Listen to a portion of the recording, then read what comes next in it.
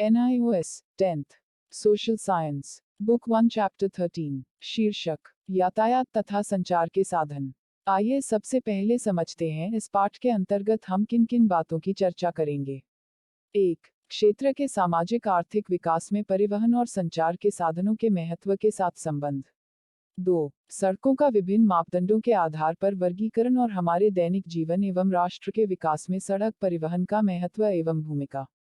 3. भारत में railway network के घनत्व और वितरण को प्रभावित करने वाले कारकों का परीक्षण और इस क्षेत्र में तकनीकी उन्नति को जानकर क्षेत्र में उनका महत्व।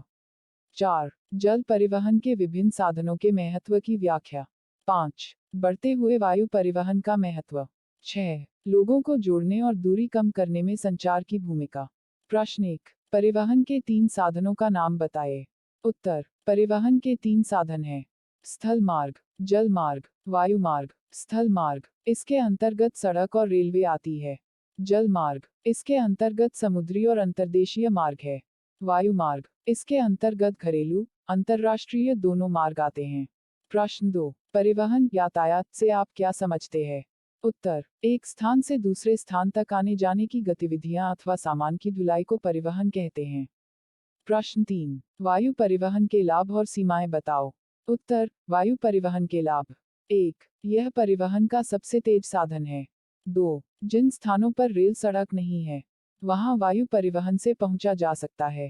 3. आपातकाल के दौरान यह परिवहन सबसे सुविधाजनक सहायता पहुंचाने वाला होता है। 4. देश की रक्षा और सुरक्षा में सहायक है। वायु परिवहन की सीमाएं। 5. वायु परिवहन बहुत महंगा होता है। 6. भारी सामान या अधिक मात्रा में सामान ले जाना सही नहीं होता है। 7. खराब मौसम का इस पर प्रतिकूल असर पड़ता है। 8. छोटी दूरी के लिए सही नहीं है। 9. दुर्घटना होने पर माल संपत्ति और जान का भारी नुकसान होता है। प्रश्न 4. समुद्री जल परिवहन को किन 2 वर्गों में विभाजित किया जाता है? उत्तर। समुद्री जल परिवहन को 2 वर्गों में विभाजित किया जाता है। तटीय समुद्र जल परिवहन और अंतर्राष्ट्रीय जल परिवहन। प्रश्न 5. भारत में सबसे अधिक पत्र किस भाषा में निकलते हैं? उत्तर। भारत में सबसे अधिक पत्र हिंदी भाषा में निकलते हैं। प्रश्न 6. भारत में पर्यटन का प्रारंभ किस रूप में हुआ?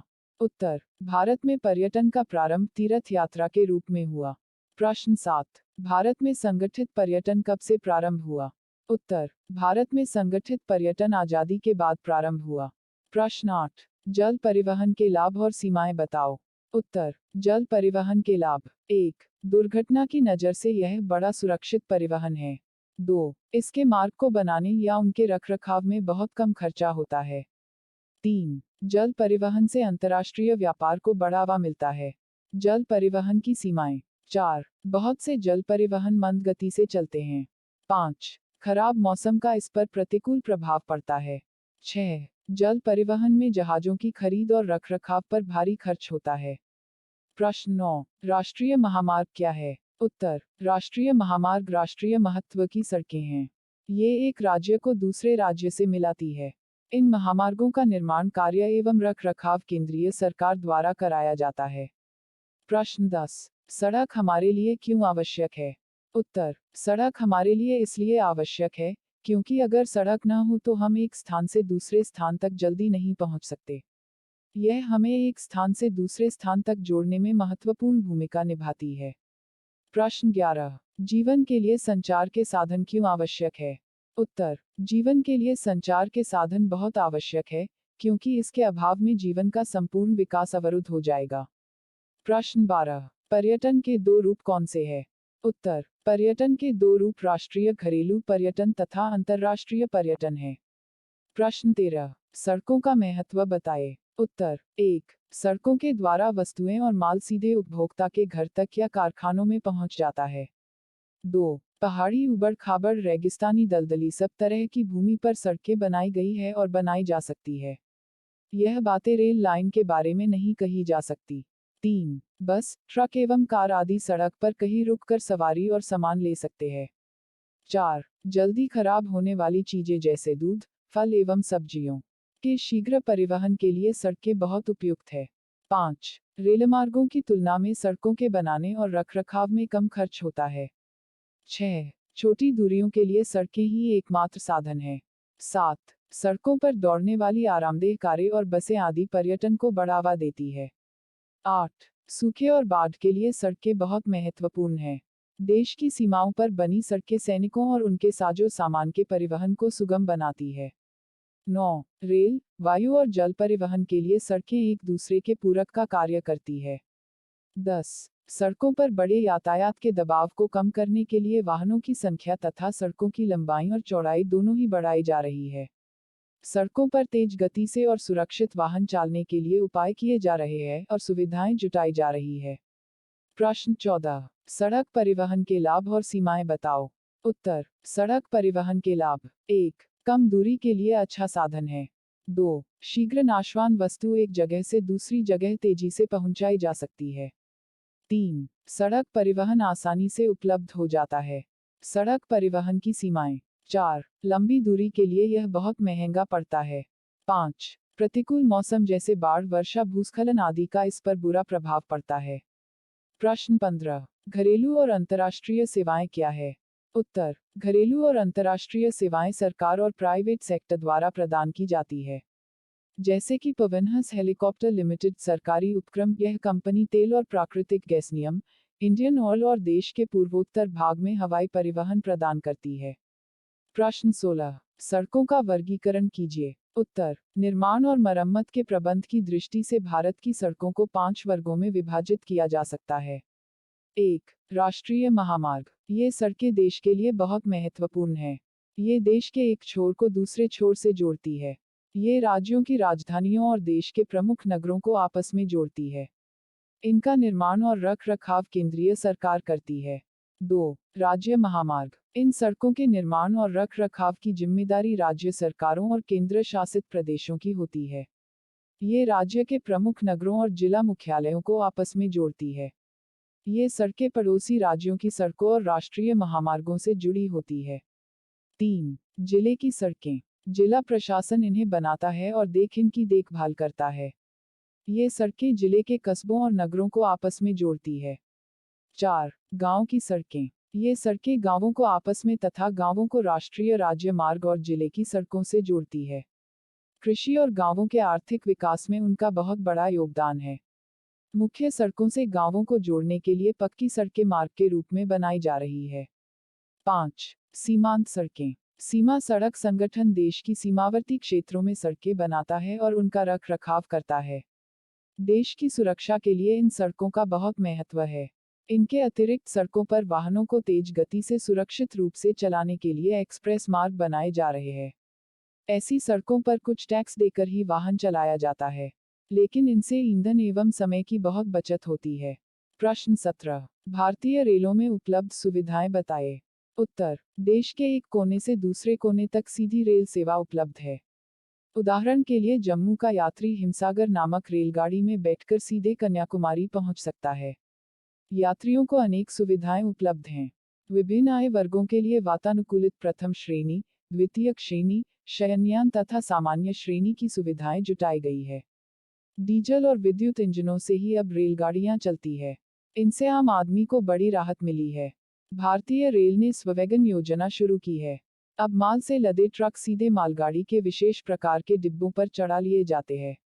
इस तरह माल एक जगह लदकर सीधे उपभोक्ता के घर या कारखाने में उतरता है। मेट्रो रेल महानगरों में यातायात की परेशानियों को कम करने के लिए पहले कोलकाता, दिल्ली और अब लगभग सभी महत्वपूर्ण शहरों में नियोजित है। प्रश्न 18. रेल परिवहन के लाभ और सीमाएं बताएं। उत्तर: रेल परिवहन के लाभ। 1. लंबी दूरी की यात्रा के लिए सुविधाजनक साधन है, सड़क परिवहन से तेज है। 2. रेल परिवहन का किराया बाकी परिवहन के मुकाबले कम कीमत वाला होता है। रेल परिवहन की सीमाएं। 3. थोड़ी दूरी के लिए महंगा पड़ता है। 4. देश के कई भागों में रेल सेवा कम है। 5. रेलगाड़ियां एक निर्धारित समय सारणी के अनुसार चलती है। प्रश्न 19. वायु परिवहन की विशेषताएं बताएं। उत्तर: तीव्र गति के कारण लंबी दूरियों की यात्रा में भी कम समय लगता है। वायुयान परिवहन के लिए किसी मार्ग के निर्माण और रख रखाव की जरूरत नहीं पड़ती है। प्राकृतिक बाधाएं जैसे कि दुर्गम पहाड़, उबड़ खाबड़ भूमि, घने जंगल, बाढ़, उफनती नदियां वायु परिवहन में रुकावट नहीं डालती हैं। शीघ्र नष्ट होने वाली सब्जियों, जीवन रक्षक दवाओं और फलों के परिवहन के लिए भी यह उपयुक्त है। बाढ़ से आपदाओं के समय वायुयान यात्रा का एकमात्र सहारा रह जाता है। देश की एकता, अखंडता और सुरक्षा के लिए वायु परिवहन जरूरी है। विगत कुछ वर्षों में वायु परिवहन में तेजी आई है। सन 2000 में 70 लाख लोगों ने वायु यात्रा का आनंद लिया।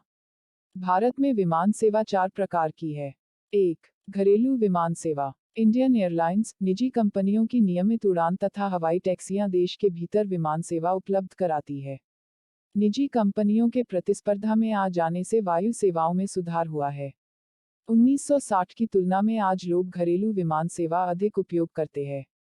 इंडियन एयरलाइंस भारत के 63 नगरों को वायु सेवा प्रदान करती है। 2. Pawan Hans helicopter limited. यह दुर्गम क्षेत्रों और उत्तर पूर्व के राज्यों को हेलीकॉप्टर सेवा प्रदान करता है। 3. अंतर्राष्ट्रीय विमान सेवा। यह सेवा एयर इंडिया द्वारा प्रदान की जाती है। इसके अतिरिक्त इंडियन एयरलाइंस मध्य एशिया और दक्षिण पूर्व एशिया के देशों को वायु सेवाएं प्रदान करती है। एयर इंडिया संसार के अन्य देशों को वायु सेवाएं उपलब्ध कराती है। यात्री सेवा के अतिरिक्त विमान कंपनियां माल की ढुलाई भी करती हैं। मूल्यवान और शीघ्र नाशी वस्तुओं को वायुयान द्वारा भेजने में निरंतर प्रगति हो रही है। 4. हवाई अड्डे। भारत में 11 अंतर्राष्ट्रीय हवाई अड्डे तथा 112 घरेलू हवाई अड्डे हैं। दिल्ली, कोलकाता, मुंबई और चेन्नई प्रमुख अंतर्राष्ट्रीय हवाई अड्डे हैं। इन सभी हवाई अड्डों के निर्माण, विकास, सुरक्षा और रख रखाव की जिम्मेदारी भारतीय विमानपत्तन प्राधिकरण की है। प्रश्न 20. जनसंचार से आप क्या समझते हैं? इसकी 3 विशेषताएं बताएं। उत्तर. जनसंचार के माध्यम राष्ट्रीय कार्यक्रमों और नीतियों के प्रति लोगों में जागरूकता उत्पन्न करने में महत्वपूर्ण भूमिका निभाते हैं। ये स्वस्थ मनोरंजन भी प्रदान करते हैं।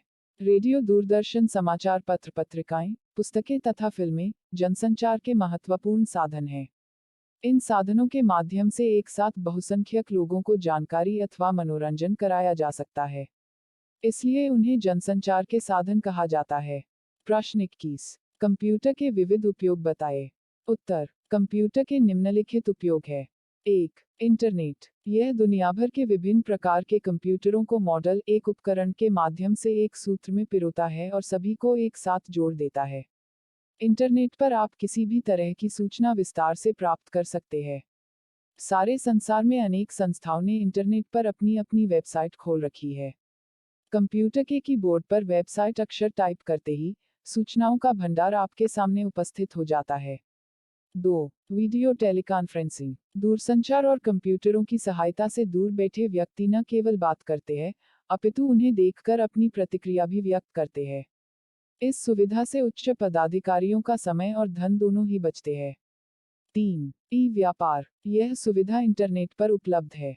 ई व्यापार के द्वारा वस्तुओं का खरीदना और बेचना संभव है। 4. Internet telephony. इंटरनेट टेलीफोनी एक सॉफ्टवेयर कार्यक्रम है जो कंप्यूटर को टेलीफोन की भांति कार्य करने योग्य बना देता है। इस सुविधा के द्वारा कॉल की दरें काफी कम हो गई हैं।